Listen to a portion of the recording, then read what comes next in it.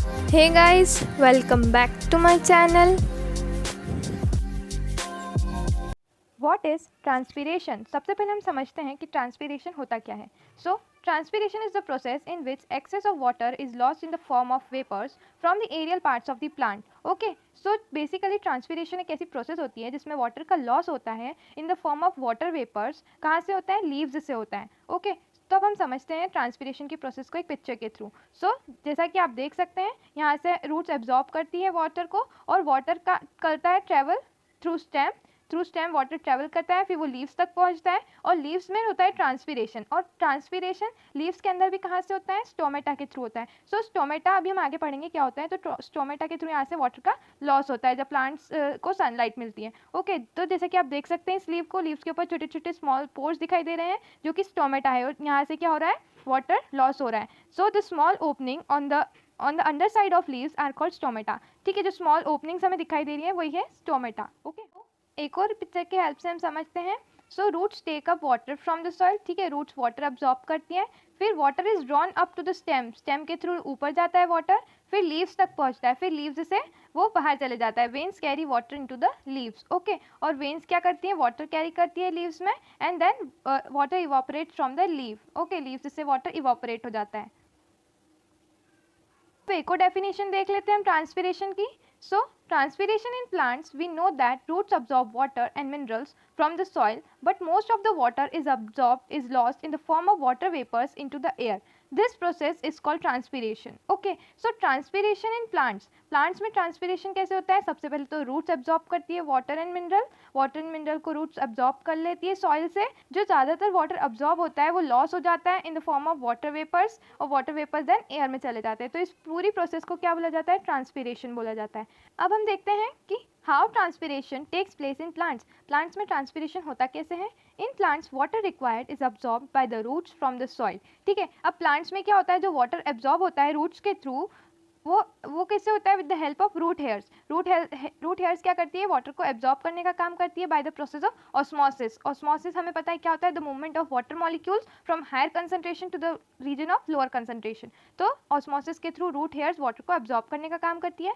The water is further transported upwards through the stem to the leaves through xylem which acts as a pipeline. अब ये बहुत important line यहाँ लिखी हुई है कि जो वाटर है वो फर्दर ट्रांसपोर्ट कैसे होता है? ऊपर की तरफ उन्हें जाइलम वेसल्स लेके जाते हैं। जाइलम वेसल्स क्या करते हैं?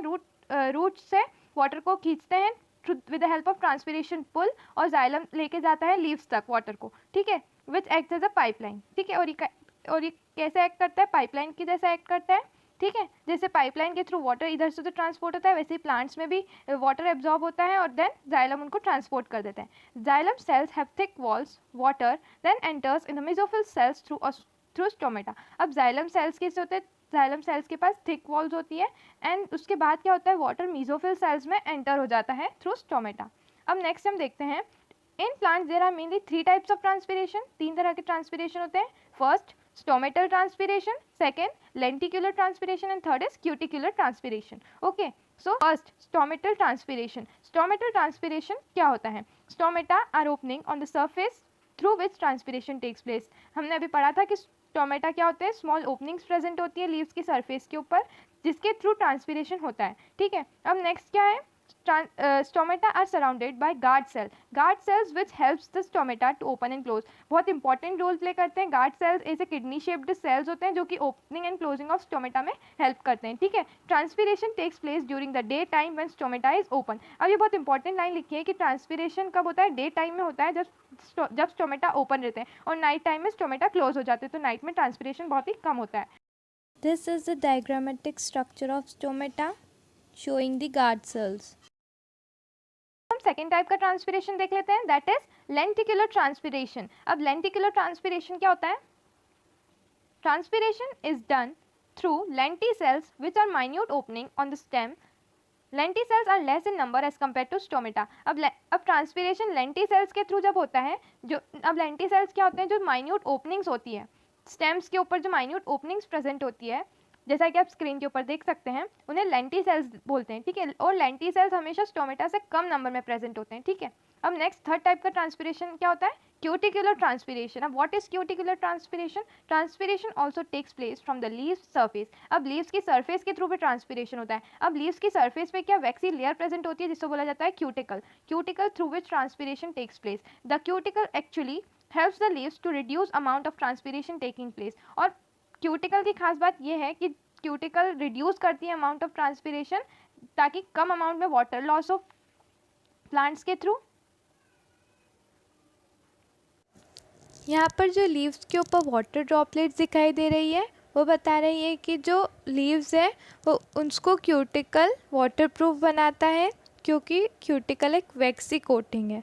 ओके, और जो आउटर मोस्ट लेयर होती है, जैसे ह्यूमंस में आउटर मोस्ट लेयर होती है एपिडर्मिस, वैसे ही प्लांट्स में जो आउटर मोस्ट लेयर होती है वो होती है क्यूटिकल। पर क्यूटिकल कुछ कुछ प्लांट्स में प्रेजेंट होती है और कुछ कुछ में एब्सेंट होती है। सो नेक्स्ट अब हम देखते हैं transpiration pull. Transpiration pulls helps water rising to the leaves against the force of gravity. अब ट्रांसपिरेशन पुल क्या हेल्प करता है वाटर को राइज करने में, मतलब कि वो लीव्स तक पहुंचाने में एक पुल काम करता है, जो कि अपवर्ड होता है, जो कि अगेंस्ट द ग्रेविटी होती है। हमें पता है ग्रेविटी अट्रैक्ट करती है टुवर्ड्स इटसेल्फ, और ट्रांसपिरेशन पुल उसके अपोजिट में एक्ट करता है। Okay, so rate of transpiration increases with the rate of absorption of water. जितना ज़्यादा एब्जॉर्प्शन होगा वाटर का, उतना ही ज़्यादा ट्रांसपिरेशन होगा।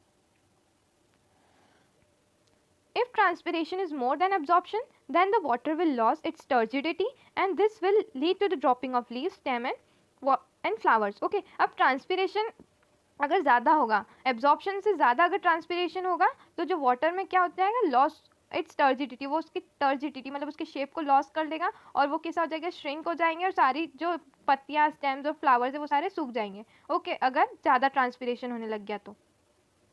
So thanks for watching this video. Guys, stay tuned and subscribe to our channel, and also don't forget to like, share and subscribe. Biology Lovers Hub on YouTube.